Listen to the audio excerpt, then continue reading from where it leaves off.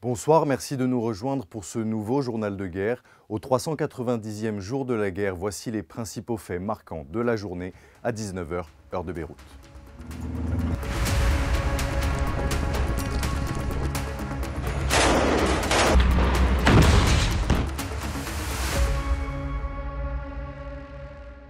Nous commençons par la situation au Liban où les tensions continuent de s'intensifier. Ce mercredi, l'armée israélienne a lancé plus de 20 raids aériens sur plusieurs régions de Baalbek, coïncidente avec le premier discours du nouveau secrétaire général du Hezbollah, Naïm Assem.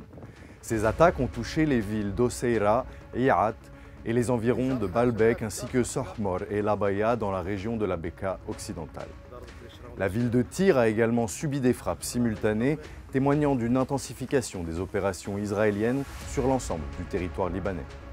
Ces bombardements ont été précédés par un message du porte-parole arabophone de l'armée israélienne, Avichai Adrae, qui a exhorté les habitants de Baalbek à évacuer immédiatement. Son message, diffusé sur les réseaux sociaux, a déclenché un véritable exode de la population, provoquant des embouteillages massifs, alors que des milliers de personnes fuyaient vers des zones supposées plus sûres, comme Deir el-Ahmar et les régions du nord de la Bekaa.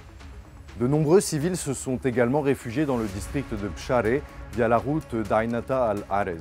Par ailleurs, Adrae avait partagé une carte illustrant la ville de Baalbek tout en rouge, ce qui mettait en évidence le risque que représentent les frappes israéliennes pour les temples romains classés au patrimoine mondial de l'UNESCO. Ce trésor culturel internationalement protégé demeure très vulnérable face aux opérations militaires en cours. La nuit dernière aussi, des frappes israéliennes ont visé des immeubles résidentiels à Haret Saïda, réduisant 2 bâtiments en poussière, causant des dommages importants aux commerces alentours. Les équipes de secours sur le terrain ont travaillé toute la journée depuis l'aube pour déblayer les débris et ont finalement établi un bilan de 9 morts et de 37 blessés parmi les civils, dont plusieurs dans un état critique.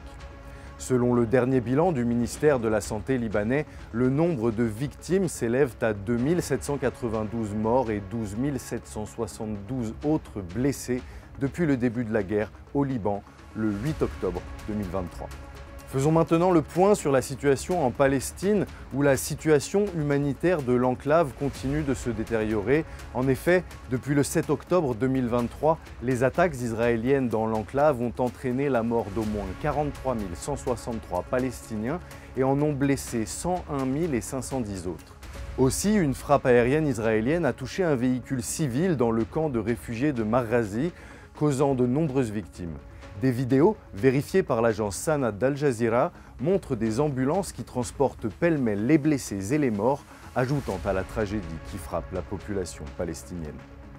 Dans la ville de Beit Lahia, déclarée zone sinistrée par la municipalité, les attaques israéliennes ont causé plus de 110 morts en une seule journée, qualifiées de catastrophiques par un haut responsable de l'UNRWA. Lundi soir, en effet, un raid israélien sur un immeuble de 5 étages appartenant à la famille Abu Nasser avait fait au moins 93 morts, dont 25 enfants, et laissé des dizaines de blessés. Malgré ces pertes humaines majeures, l'armée israélienne a lancé une nouvelle frappe hier soir sur plusieurs habitations, tuant encore 19 personnes. Ce mercredi, le Hamas a affirmé qu'il serait prêt à envisager une proposition de cessez-le-feu si celle-ci inclut le retrait complet des forces israéliennes du territoire occupé. Cependant, aucune proposition formelle n'a encore été reçue et ce responsable, sous couvert d'anonymat, a accusé le Premier ministre israélien Benjamin Netanyahou de bloquer toute initiative en faveur d'une trêve. Il l'accuse de mener une politique de génocide et de nettoyage ethnique en profitant de l'absence de pression internationale, notamment des États-Unis. Par ailleurs, le Hamas a également précisé qu'il avait informé les médiateurs de sa disposition à accepter ce cessez-le-feu sous conditions, notamment le retour des déplacés dans leur foyer, l'entrée d'une aide humanitaire suffisante dans l'enclave et un échange de prisonniers avec Israël. Dans la soirée de mardi, le Hamas a confirmé avoir mené des réunions pour discuter des nouvelles propositions de cessez-le-feu. Sur les plans diplomatiques et militaires, les autorités israéliennes persistent dans leur stratégie d'intensification des attaques. En effet, Yoav Gallant, le ministre israélien de la Défense, a appelé ses troupes à poursuivre leur pression sur le Hamas afin de garantir le retour des otages israéliens. Aussi, dans l'actualité de ce mercredi, l'Arabie saoudite accueille une première réunion de l'Alliance internationale pour la solution à deux États qui a réuni près de 90 États et organisations internationales. Cette initiative vise à encourager la création d'un État palestinien et à soutenir sa probable coexistence pacifique avec Israël.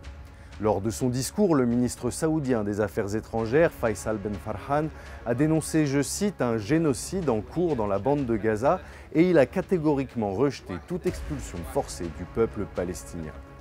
Les discussions devraient également se concentrer sur la situation de l'UNRWA, l'agence onusienne pour les réfugiés palestiniens à Gaza et à Jérusalem, ainsi que les moyens de promouvoir cette solution à deux États. Enfin, notons que l'Iran a affirmé que ses capacités de production de missiles n'ont pas été affectées par les frappes israéliennes menées ce week-end contre des cibles militaires. En effet, selon le ministre iranien de la Défense Aziz Nazizadeh, les attaques israéliennes n'ont pas réussi à endommager les systèmes défensifs et offensifs de la République islamique, malgré les déclarations israéliennes qui affirment le contraire. C'est tout pour le bilan de ce mercredi. Nous vous donnons rendez-vous demain pour un nouveau point sur la situation. Et d'ici là, vous restez informés via notre site web icibeyrouth.com ainsi que sur tous nos réseaux sociaux. Merci.